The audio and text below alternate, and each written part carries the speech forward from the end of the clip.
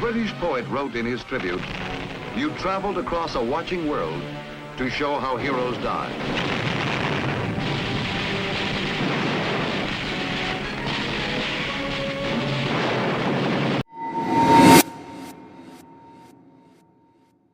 Before the trenches, before the gunfire, before the maps were drawn in blood, there were whispers. Whispers that twisted through drawing rooms, echoed in palace halls, and vanished beneath the noise of pride. This is not the story you learned in school. This is the story they didn't want you to remember. The forgotten beginnings of the First World War. We often begin World War I with a single moment, the assassination of Archduke Franz Ferdinand in Sarajevo, a gunshot that ripped through Europe and dragged empires into war. But history is never born in a vacuum. This war wasn't the result of one bullet. It was a pressure cooker decades in the making. And the warning signs were there, just ignored or buried. Long before 1914, the world was already burning, just not with fire. Nationalism had become a religion. Imperialism was bleeding nations dry, and the silent hands of military alliances were locking into place, like trap doors that would one day spring open. But while kings and emperors played their games, the voices that saw the cliff ahead, those voices were silenced. One such voice belonged to Jean Jaurès, a French socialist leader who passionately warned about the dangers of war. He wasn't alone. In cafes and congresses across Europe, peace activists, trade unionists, and intellectuals begged for diplomacy, but their warnings were drowned out by the drums of glory. Jean Jaurès would not live to say, "I told you so." Just days before the war began, he was assassinated, his death symbolic of the hope that died with him. Elsewhere in the sprawling empires of Britain and France, colonial subjects were beginning to question their role in the global order. In Nigeria, India, Vietnam, places where European powers planted flags, there were murmurings of unrest. Many believed that supporting their colonizers in any war might buy them respect, maybe even autonomy. They were wrong. But perhaps the most forgotten beginnings lie in the Balkans, the true powder keg. Years of ethnic tension, crumbling Ottoman influence, and secret treaties had created a region on edge. Serbia, in particular, was a nation struggling for survival and identity, squeezed between hostile empires. The Black Hand, the group that sent Gavrilo Princip to assassinate the Archduke, wasn't just acting in isolation, it was part of a growing, desperate resistance to domination. Yet what history rarely teaches us is that the young man who pulled the trigger wasn't a monster. He was a student, sickly, poor, and idealistic. Gavrilo Princip wasn't aiming to destroy the world. He thought he was saving his people. That one act of defiance, however miscalculated, lit the match. Within days, nations honored their secret alliances with terrifying loyalty. Austria-Hungary declared war on Serbia. Russia backed Serbia. Germany supported Austria-Hungary. France mobilized. Britain followed.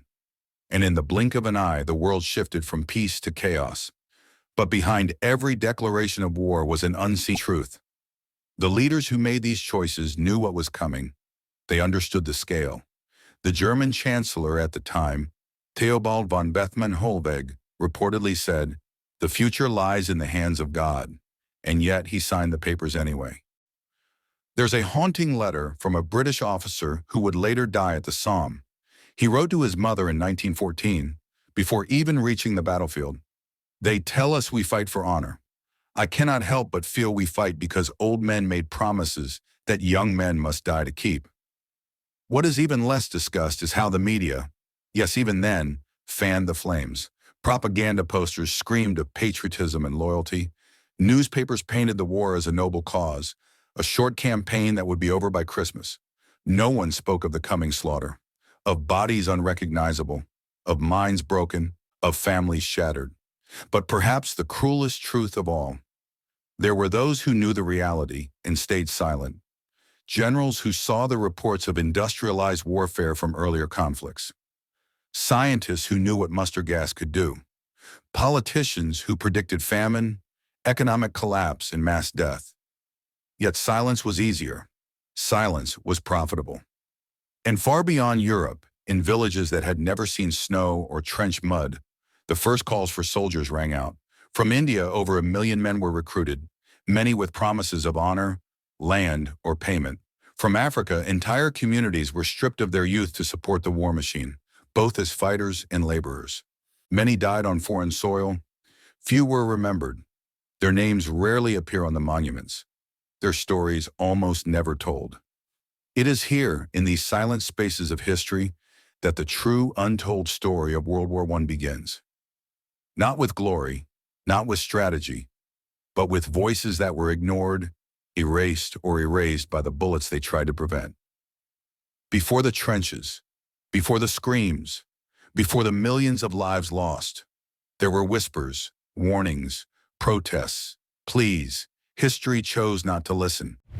The Western Front, mud, trenches, wire, and death. That's the war we remember. But what if we told you the World War didn't just belong to France and Belgium? That while Europe bled in the spotlight, entire continents bled in the shadows. Forgotten soldiers, erased battlegrounds. Welcome to the war beyond the Western Front. While Europe focused its gaze on the trenches zigzagging through its farmland, a parallel war unfolded. Equally brutal, just as important, yet tragically untold. This wasn't just a European war, it was global, sprawling across deserts, jungles, and mountains. And for millions in Africa, Asia, and the Middle East, this wasn't a war for nationhood. It was a war they never asked for. Let's begin in Africa. Few know that World War I reached its longest military campaign here, the East African Campaign. Spanning 6 years, it outlasted the European theater. In what is now Tanzania, Kenya, Mozambique, and beyond, German and Allied forces waged a deadly guerrilla war. Tropical diseases, starvation, and exhaustion killed far more than bullets. But the soldiers weren't all Germans or British. They were mostly Africans, askaris, local men forced or manipulated into fighting for imperial powers. Tens of thousands perished, often nameless. Their graves remain unmarked, their memories unhonored. For many African villages, the war brought not only the loss of young men, but famine, displacement, and destruction. Entire communities were uprooted, sacrificed for an empire's war thousands of miles away. In one chilling account, a Belgian officer wrote, "We moved like locusts. What we didn't burn, we took. The land was bare behind us. The people, hollow-eyed." And yet history books barely devote a paragraph to their suffering. Thousands more served as porters, carrying supplies, ammunition, and wounded men across brutal terrain with no protection, no pay, and no recognition. In East Africa alone, it's estimated that over 1 million porters were used, and nearly 100,000 died. Their names? Lost to time? Their stories? Buried under the mud they marched through. Now turn to the Middle East, where war took on another name: betrayal. When the British sought allies against the Ottoman Empire, they turned to the Arabs, promising independence in return for rebellion. And so began the Arab Revolt. Led in part by T.E. Lawrence of Arabia, Arab tribes struck Ottoman supply lines and launched coordinated attacks across the Hejaz. These fighters weren't just rebelling, they were dreaming of a free Arab state, free from Ottoman and European rule. But the ink wasn't dry on their promises before Britain and France signed the Sykes-Picot Agreement in secret, dividing the Middle East between themselves like spoils of war. By war's end, the Arabs didn't get a nation. They got mandates, foreign rulers, and decades of conflict seeded by that betrayal. The scars of that broken promise still burn today, from Syria to Iraq to Palestine. One Arab fighter wrote in his journal after the war, "They used our swords to win their battles and our trust to draw their maps. We fought for freedom, and they drew us borders." Meanwhile, in Asia, the contributions are even more invisible.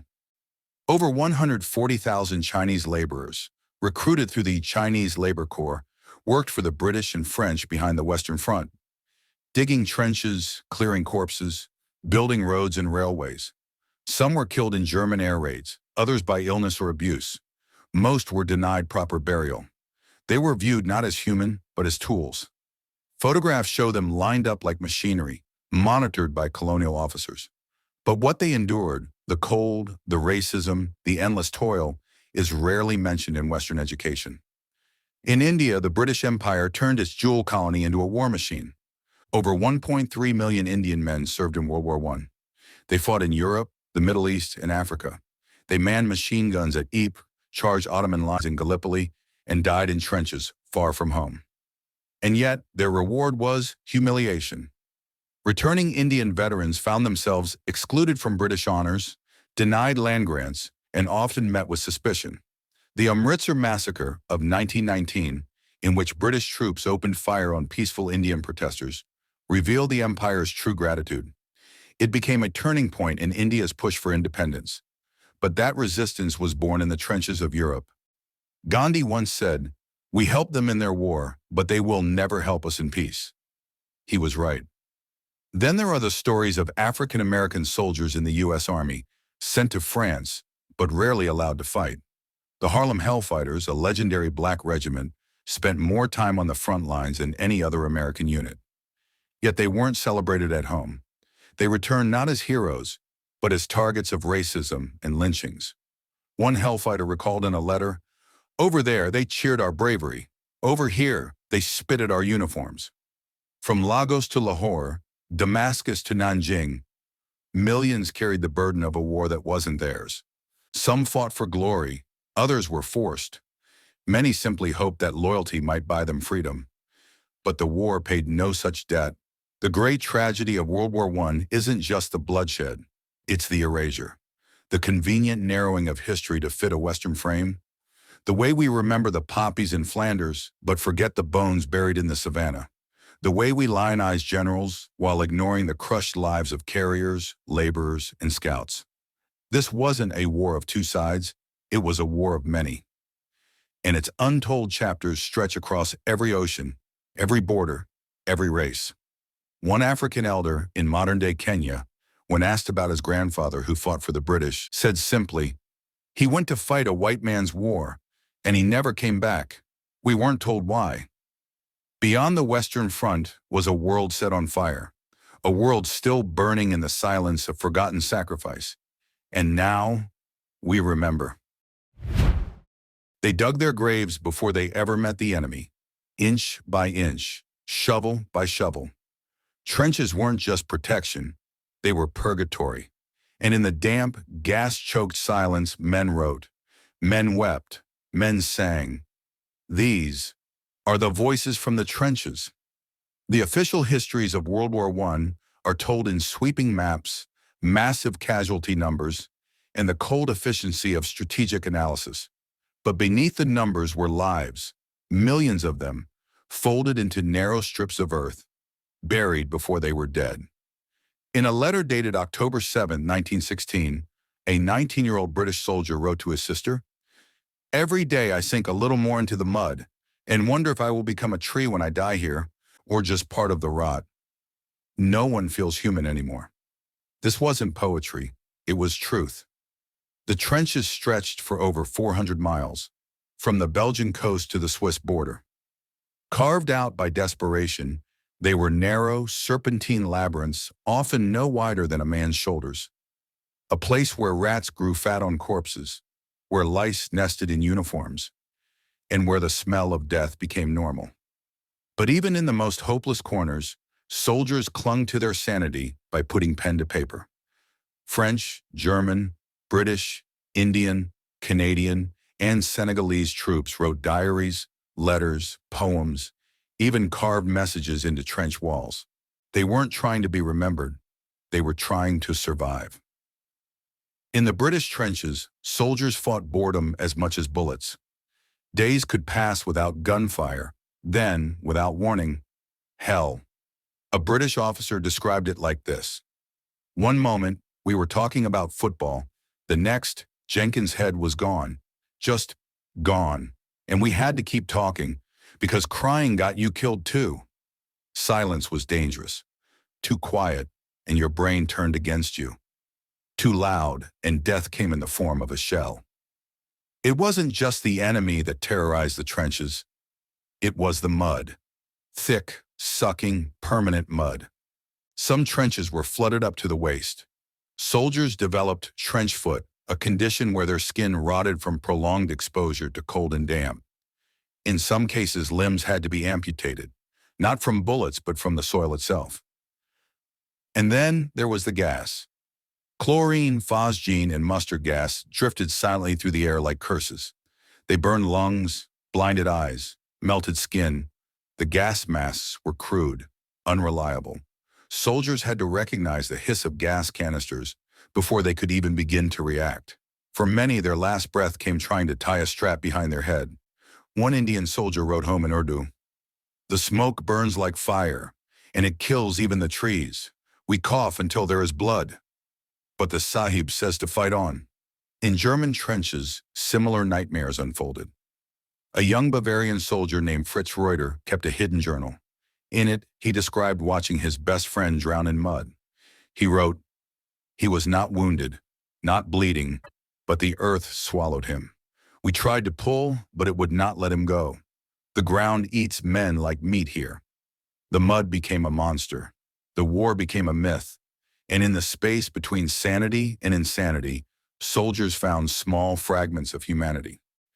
They sang songs about home, about mothers, about food they would never eat again.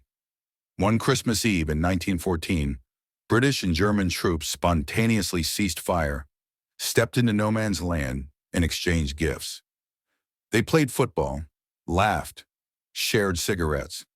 It was a fleeting miracle. The next morning, they went back to killing each other. A Scottish soldier wrote, "We shared bread with the same men we would soon bayonet. It made me question everything I was told about war." For colonial troops, the trenches added another layer of isolation. Many didn't speak the language of their commanding officers. They were treated as expendable, often sent into the most dangerous missions first. Senegalese tirailleurs, Indian Sikhs, and Algerian riflemen fought alongside European troops, but slept in separate dugouts, ate worse food, and received fewer medical supplies. Yet their letters home reveal a terrifying strength. One letter from a Senegalese soldier read, "They call us wild men, but we fight their war. We die in their fields. Who is wild?" In one French trench, a Moroccan soldier reportedly held his dying comrade and whispered, "In the next life, let us fight for our own people." But even with racism, even with horror, the trenches birthed brotherhood. Men of different languages and skin colors learned to trust each other, to watch each other's backs. War did what politics could not. It forced men to see one another as human. And what of shell shock, what we now call PTSD? Back then, it was misunderstood. Some soldiers began to tremble uncontrollably, or scream during silence, or lose the ability to speak altogether. Doctors accused them of cowardice. Families were shamed. In one British military hospital, a soldier who hadn't spoken for weeks was handed a pencil. He wrote, "I saw my friend's face explode. It's still on my hands. How do I talk after that?" They weren't weak. They were broken by a war designed to break. Yet many recovered. Some returned to the trenches, others painted, wrote, and some, tragically, were executed by their own army for desertion. Men who weren't deserters at all, just victims of trauma the world didn't yet understand. The trenches were not just battlefields. They were graves built in advance. They were homes for the unwanted, the forgotten, the brave. And though many of their stories were buried with them, some voices clawed their way out. In the back of a museum in Belgium, there's a preserved notebook. The pages are yellowed, the handwriting smudged by time. It belonged to a French soldier named Henri Dupont. He wrote, "We are ghosts in waiting. But if this book survives, let them know we were here. Let them know we loved, we feared, and we dreamed of light. And so we remember. Not the medals, not the victories, but the voices, the whispers, in the trenches." They didn't fight in the trenches. They didn't carry rifles. But they carried nations. Behind every front line was a woman, watching, working, weeping, and in some cases, even spying. Their war wasn't just untold. It was deliberately forgotten. This is the story of women at war. World War I is often framed as a man's story.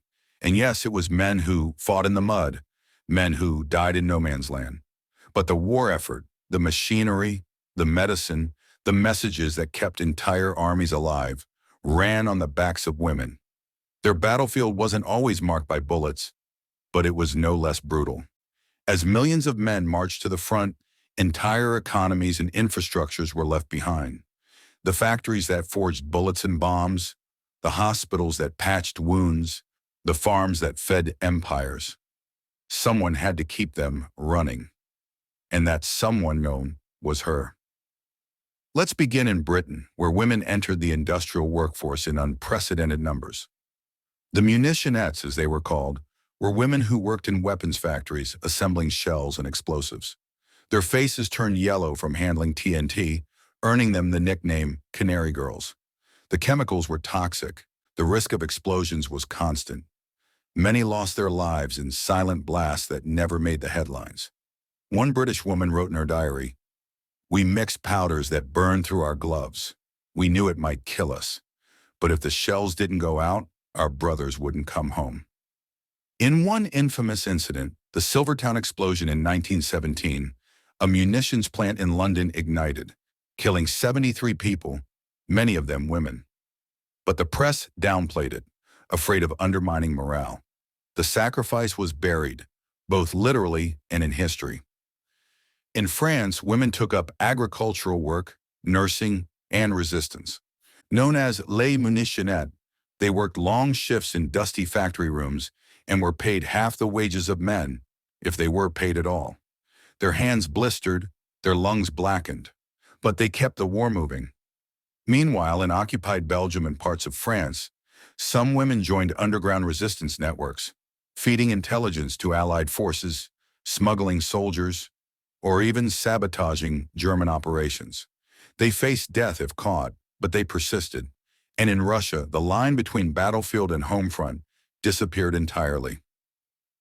In 1917, as the Russian Empire teetered on collapse, a group of women petitioned the government to let them fight, not as support staff, but as soldiers. The result was the Women's Battalion of Death, an all-female combat unit led by Maria Bochkareva. These women were trained, armed, and sent to the front. Though many viewed them as a propaganda stunt, the battalion proved fearless under fire, even as morale collapsed around them. Maria wrote in her memoir, "We were mocked until the first bullet flew. Then they stood behind us. Their unit didn't last long. The revolution swept them away. But their story endures as one of the earliest examples of women demanding not only the right to serve, but the right to die for their country." But perhaps the most shadowy and misunderstood roles women played were those of spies. Take Mata Hari, the exotic dancer turned double agent. Born Margaretha Zelle in the Netherlands, she traveled across Europe during the war, using her beauty and charm to seduce powerful men. But when the French discovered, or suspected, she was feeding information to the Germans, she was arrested and executed by firing squad in 1917. To this day, historians debate whether she was truly a spy or a scapegoat. But what's clear is this: Mata Hari became a symbol of danger, seduction, betrayal. And in the hands of patriarchy, her story was twisted into cautionary legend. She once said, shortly before her death, "The dance is finished, the curtain falls, but I was always more than they imagined." In nursing, the role of women was vast and violent. War nursing wasn't simply stitching wounds and offering comfort. These were frontline medics, operating under fire, treating shattered limbs, faces burned by gas, intestines torn by shrapnel. The Queen Alexandra's Imperial Military Nursing Service, the Voluntary Aid Detachments, VADs, and the French Croix Rouge served thousands. One nurse, Elsie Knocker, worked with her colleague Mary Chisholm in Belgium. They set up a field hospital just 100 yards from the front line, defying military orders. They saved hundreds of lives, and still, they were dismissed after the war as eccentric women. In her letters, Elsie wrote, "We mopped blood from boys who cried for their mothers. And when the shelling came, we held each other's hands and didn't run." In colonial nations, women's roles were even more erased. African, Indian, and Caribbean women supported war logistics, feeding troops, maintaining supply lines, and caring for wounded fighters who never made it to formal hospitals. Their labor was unpaid, their names unrecorded. In Nigeria, women grew the food that fed British soldiers. In India, entire families supported the empire's war machine by weaving uniforms, packing crates, or tending to war animals like mules and camels. But when peace came, these women were not thanked. Their sacrifices were not acknowledged. Instead, they were expected to return to silence. And yet, silence wasn't an option. World War I didn't just use women, it changed them. The war ignited women's rights movements across the world. In Britain, women over 30 won the right to vote in 1918. In Germany, women voted for the first time that same year. In Russia, women gained suffrage after the revolution. And in the United States, the sacrifices of war nurses and factory workers became part of the final push for the 19th Amendment, ratified in 1920. One suffragette banner in London read, "We served the empire. Now let us serve the nation." But not all progress was welcomed. Many women were fired from their wartime jobs as soon as the soldiers returned. Their uniforms were taken, their voices quieted. The message was clear. Thank you for your service. Now go home. Yet something had changed, permanently. A generation of women had learned their worth, and they would not forget. They didn't carry guns. They carried nations. In silence and in shadow, they sewed the uniforms, stitched the wounds, decoded the messages, delivered the food, and sometimes defied every rule to fight for freedom. At the Imperial War Museum in London, a nurse's uniform hangs in glass. The collar is stained, the cuffs frayed. Next to it, a placard reads, "Anonymous Field Nurse, 1916. Unknown number of lives saved," and that perhaps is the most fitting tribute. Because women in World War I were not seeking medals, they were seeking survival. For their sons, for their countries, for themselves. And in doing so, they won a war far older than any battlefield. They gave everything, their strength, their sons, their loyalty. But when the war ended, their reward was silence. In every corner of empire, hope was raised, and across every battlefield, it was broken. These are the forgotten promises, the colonial betrayals. World War I was not only a conflict between empires, it was a conflict carried by them. And the soldiers who filled their ranks, many were not citizens, they were subjects. Colonized people conscripted to fight a war that was not theirs for masters they never chose. From India to Nigeria, Senegal to the Caribbean, Indochina to Egypt, millions marched under flags that denied them freedom. Some volunteered, hoping service would earn them dignity. Others were forced at gunpoint, but all of them fought, and when it was over, they were expected to vanish. Let's start with India. More than 1.3 million Indians served in the war. They fought on nearly every front: France, Mesopotamia, Africa, Gallipoli. The British hailed them as indispensable, using Indian cavalry to hold lines during some of the most brutal battles. Yet behind closed doors, Indian troops were seen as tools, expendable labor to maintain Britain's supremacy. Letters from Indian soldiers reveal the double bind they lived in. One Sikh soldier wrote from the trenches of France, "They speak of liberty, but give us none. We fight for a crown that keeps us chained." When the war ended, Indian hopes soared. Many believed self-governance was finally within reach. After all, hadn't they proved themselves? But instead, they were met with the Rowlatt Act, a law that allowed detention without trial. Their reward was repression. And when protests erupted in Amritsar, British troops under General Dyer opened fire on peaceful civilians. Over 1,000 Indians were killed in a massacre so brutal, even parts of the British public recoiled in horror. Yet Dyer was praised by many in Britain as a hero. That day, the illusion shattered. India had not won respect. It had simply revealed its place in the empire's hierarchy, disposable in peace as in war. Across the continent of Africa, the story repeats with brutal variation. In French West Africa, the tirailleurs sénégalais, black infantry troops from colonies like Senegal, Mali, and Guinea, fought on the front lines in Europe. They were celebrated when needed, abandoned when not. In 1917, these soldiers helped repel German advances in France. But after the war, during the Terreuil massacre in 1944, a later echo of waterborne betrayal, returning African veterans demanding unpaid wages were gunned down by French forces. It was a delayed thank you, delivered in bullets. One surviving tirailleur wrote later, "We fought for France, but France never fought for us." Their pensions were meager. Many were denied the same burial rights as white soldiers. Some were buried in unmarked graves, others in segregated cemeteries. And in British Africa, forced conscription was rampant. In Kenya, Uganda, and Nigeria, tens of thousands of young men were pulled from their homes to work as carriers, hauling weapons, supplies, and the wounded. Many died from disease and exhaustion. They were not given weapons. They were not remembered as soldiers. But without them, the war would have ground to a halt. In Vietnam, under French colonial rule, over 90,000 Vietnamese men were recruited to serve as laborers and soldiers in France. They loaded munitions, dug trenches, and served in logistical units. Many died in bombings. Some were buried in French soil, far from home. But after the war, they returned to a country still shackled. Their labor had helped preserve the empire, but it brought them no closer to freedom. One Vietnamese soldier, upon returning, remarked, "I fought to protect a home that was never mine.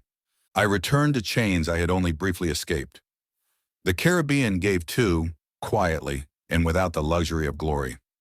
From Jamaica, Trinidad, Barbados, and Guyana, thousands enlisted in the British West Indies Regiment. They believed service would earn them a voice in the empire, a path toward recognition and equal treatment. But instead, they were relegated to menial tasks, digging latrines, loading cargo, serving meals to white officers. Even their uniforms were of inferior quality. In Taranto, Italy, in 1918, Black West Indian soldiers staged a mutiny after enduring racist abuse and broken promises. The British response? Brutal suppression, public whippings, and lifelong dishonor. One Jamaican soldier wrote, "We wore their colors, but never their respect." After the war, veterans faced mass unemployment, systemic racism, and no compensation. The empire had no use for them in peace. Egypt, nominally independent, in reality under British control, became a vital supply hub for the British war effort. The Egyptian Labor Corps and Camel Transport Corps supported campaigns in Palestine and Sinai. Over 100,000 Egyptians were recruited, many through coercion. They built roads, transported ammunition, buried the dead. They received little pay, no recognition, and often suffered brutal conditions. And when Egypt rose in 1919 demanding independence, Britain responded with force. Hundreds were killed, thousands arrested. Once again, the message was clear: serve the empire, but do not question it. Even indigenous people in settler colonies, such as Aboriginal Australians, Maori from New Zealand, and Native Americans, enlisted to fight, often lying about their age or heritage just to be accepted. Well, they weren't welcomed, yet they fought with courage and loyalty. But back home, they were denied land rights, citizenship, and access to the very freedoms they had fought to defend. An Aboriginal Australian soldier's record read simply, "Bravery in France, no pension awarded. Reason, not a citizen." They bled for flags that never flew over their homes. They fought for crowns that taxed their fields. And when the cannon stopped, they were handed silence. Yet these betrayals sowed seeds the empires could not unplant. In India, the betrayal birthed a revolution. Gandhi, Nehru, and others found their voices rising from the ashes of war. The freedom struggle accelerated because trust had been broken. In Africa, the myth of imperial fairness cracked. Veterans returned, disillusioned, and began whispering of independence. Those whispers would, in time, become roars. In the Caribbean, resentment fermented into action, fueling movements for civil rights, self-rule, and dignity. Across the colonized world, World War I became a turning point, not because the colonies gained freedom, but because they lost faith. And once faith dies, empires begin to crumble. Colonial soldiers were never given the statues, never honored in the parades. But their war did not end in 1918. It smoldered on, in memory, in resistance, in the fight for freedom. In a field outside of Accra, Ghana, there is a monument. It is small, weather-worn, and on its side are these words, "To those who served and were forgotten. But we remember. And now, the world must too." The war was over, but the silence that followed was not peace. It was confusion. It was loss. It was betrayal. What began with parades ended with broken promises. And in that stillness, new wars were born. At exactly 11 a.m. on November 11, 1918, the guns fell silent. In Paris, London, and New York, bells rang. Crowds cheered. The war to end all wars had ended, or so they thought. But for millions across the world, soldiers, civilians, and subjects of empire, Armistice Day wasn't the beginning of peace. It was the beginning of disappointment, of slow disintegration, and of betrayals written into treaties. The end of World War I did not bring clarity. It brought chaos. The first betrayal came at Versailles. The Treaty of Versailles, signed in June 1919, was hailed as the moment when world leaders would craft a new and just international order. But it was anything but just.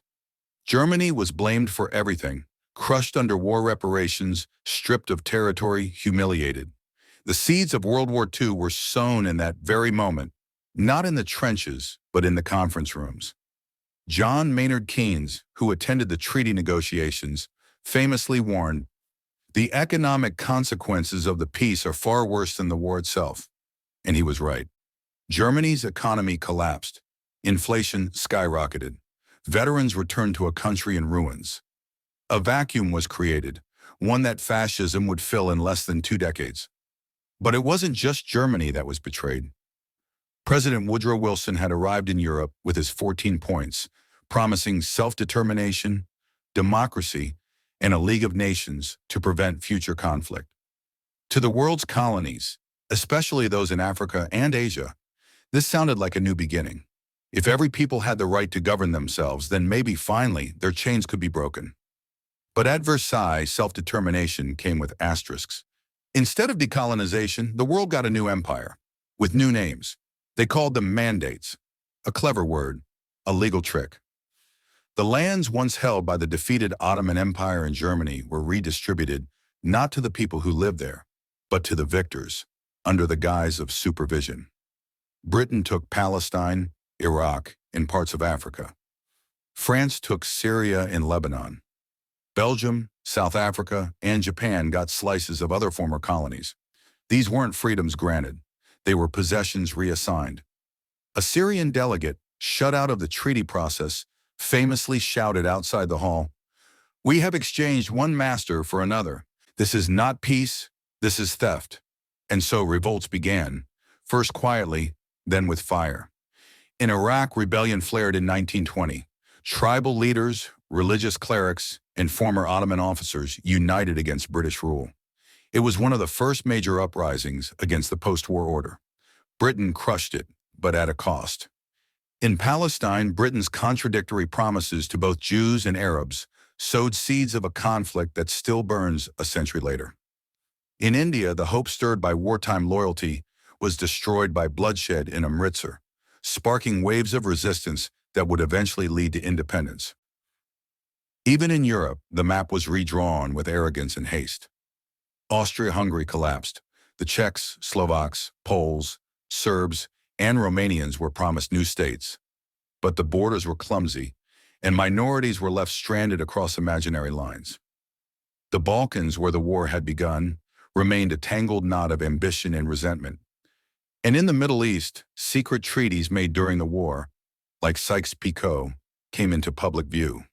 Arabs who had fought alongside the Allies were stunned to learn that their future had been carved up in backroom deals. As the dust settled, it was clear. The victors had not created peace. They had merely reshuffled the world and called it order. Back home, millions of veterans returned to countries they no longer recognized. Many were maimed. Others were mentally shattered, what we now call PTSD, then labeled shell shock. Some received medals, but most received nothing. In Germany, veterans joined angry militias. In Russia, soldiers returned to a revolution in flames. In America, black veterans who had fought for freedom overseas were met with race riots and lynchings when they came home in uniform. The Red Summer of 1919 saw black neighborhoods attacked across the U.S., especially in Chicago and Washington, D.C. A black soldier wrote in a local newspaper, "I fought for liberty in France. Now I fight for breath in my own country." The war had not healed divisions. It had exposed them. Even among the Allies, cracks widened. Italy, despite being on the winning side, felt cheated at Versailles. Promised territory was denied. Nationalists burned with anger.